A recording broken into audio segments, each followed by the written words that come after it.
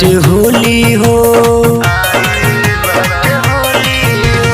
आई घर राजा आई बाटे होली हो। कैसे रंग खेलो कैसे रंग खेलो के भीगी हमरो चोली हो। आई हाई जियाई घर राजा आई बाटे होली हो। आई घर राजा आई बाटे होली हो।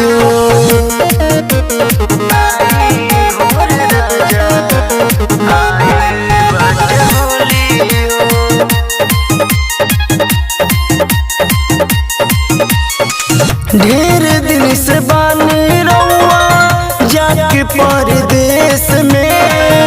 आई जाई जल्दी राजा अपना हो देश में।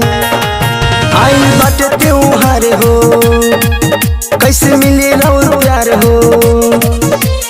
आवे के खुशी में आवे के खुशी में हो बनौने हम रंगोली हो।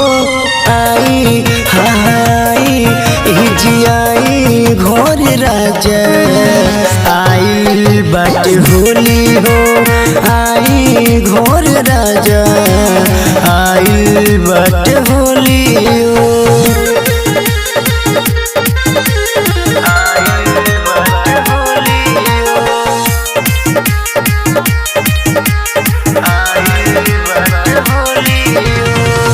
चलो तब देखो फगुनी बियार हो। बड़ी हो रनिया तोहार करत इंतजार हो। हई लल सपुरा दो आख जियर जुड़ा दो। भसकोरे राजा सुनी संग में राजा सुनी तनिया के होई टोली हो। आई हाई जियाई घर राजा आई बाटे होली हो।